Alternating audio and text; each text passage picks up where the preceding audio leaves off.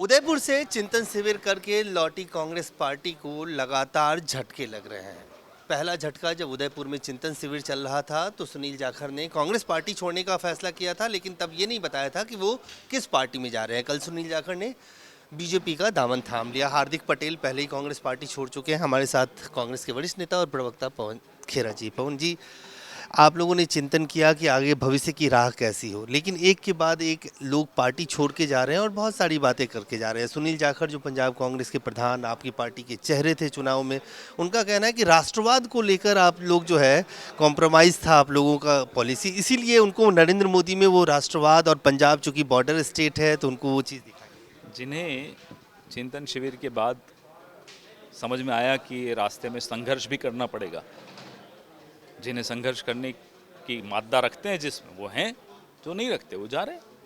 राष्ट्रवाद उन्हें तब क्यों नहीं समझ में आया था जब प्रचार में थे, तब तो मोदी जी के खिलाफ बोलते रहते थे, मीटिंग्स में भी बोलते रहते थे। ये भी कहते थे कि मोदी जी की आवाज़ तक पसंद नहीं उन्हें। अब मोदी जी अच्छे लग रहे हैं तो उनसे पूछिए कि अचानक क्या हुआ, ये हृदय परिवर्तन क्यों हुआ। कब थे कांग्रेस के पास? जब कांग्रेस सत्ता में थी। कब छोड़ के गए? जब कांग्रेस चुनाव हार गई। इसके बाद अब क्या सवाल बचता है और क्या जवाब बचता है? हारने वाली पार्टी के साथ रहकर संघर्ष करने का मादा अगर आप में नहीं है तो ठीक है, फिर उसमें आपसे हम क्या बात करें। 50 साल का रिश्ता, 3 पीढ़ियों का रिश्ता, अपमानित किया आप लोगों ने नोटिस भेज के, अनुशासन समिति ने उनके खिलाफ एक तरफा कार्रवाई की, बहुत सारी वजह हैं। आपको लगता है कि पार्टी से भी चूक हुई? एक तरफा कार्रवाई तो इसलिए क्योंकि वो आए नहीं, पेश नहीं है। देखिए, पार्टी प्रक्रिया से चलती है। कुछ नियम होते हैं हर पार्टी में, भले कितना ही परिवार हो, लेकिन एक लक्ष्मण रेखा हर संगठन की होती है। आपको कुछ जो भी बोलना था आप वहाँ आकर बोल देते, खत्म हो जाती बात। लेकिन आपने उचित नहीं समझा और आपने अपना रास्ता चुना। आपकी मजबूरियां रही होंगी, इसमें मैं कोई टिप्पणी नहीं करूंगा, लेकिन किसी संगठन में अगर आप रहते हैं तो उसके कुछ नियम आपको मानने चाहिए। हम भी मानते हैं, राहुल गांधी पर भी वो लागू होते हैं, हम तमाम वर्कर्स पे लागू होते हैं, नेताओं पर लागू होते हैं। इतने भी अगर नियम नहीं होंगे तो संगठन कैसे चलेगा। हार्दिक पटेल युवा नेता है, उन्होंने कहा 3 साल हो गए पार्टी में आए, वर्किंग प्रेसिडेंट भी बना दिया, काम कोई नहीं दिया। तो ऐसे में तो एक फ्रस्ट्रेशन होगा ही ना, जब एक युवा को आप पार्टी में ज्वाइन कराएंगे, कोई काम नहीं देंगे उसको, वो भी पार्टी छोड़ के। काम क्यों नहीं किया उन्होंने? मैं 12 बार पिछले 6 महीने में गुजरात गया हूँ। माफ़ कीजिएगा, एक कार्यक्रम में मुझे हार्दिक पटेल नहीं दिखते थे, वर्किंग प्रेसिडेंट थे। तो working president should work, why shouldn't you work? आप बनाइए रोड मैप, गुजरात में कैसे जिताना है। कोविड न्याय यात्रा थी, आप कहाँ थे? तो कार्यक्रम या तो आप बनाइए पार्टी के लिए, और अगर आप नहीं बनाना चाहते, आपके पास समय की कमी है, तो जो पार्टी ने कार्यक्रम बनाया है उसमें भाग लीजिए। मैं प्रदेश कांग्रेस मुख्यालय पर गांधी भवन में, राजीव गांधी भवन में एक बार भी, 12 बार मैं गया हूं, एक बार भी मुझे हार्दिक पटेल जी नहीं दिखे।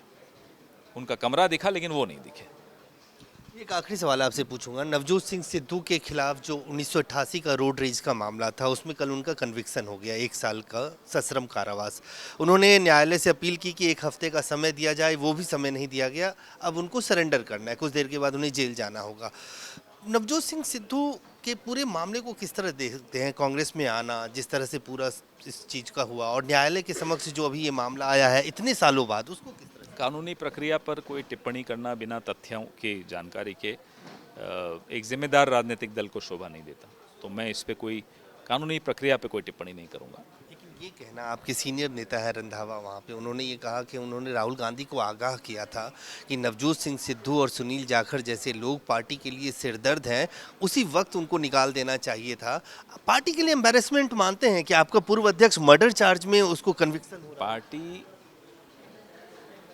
किसी के कहने से मान ले कि मर्डर चार्ज है, ऐसा नहीं होता। अब अभी कानूनी प्रक्रिया है, उनको भी रिलीफ का एक मौका है, वो भी अपील करेंगे। जो भी एक कानूनी प्रक्रिया चल रही होती है वो चलने दी जाती है। ऐसे नहीं कि किसी ने कह दिया इनको हटा दीजिए और हटा दें, ऐसे संगठन नहीं चलता। संगठन की भी एक कुछ प्रक्रियाएं होती हैं, उन प्रक्रियाओं का पालन किया जाता है।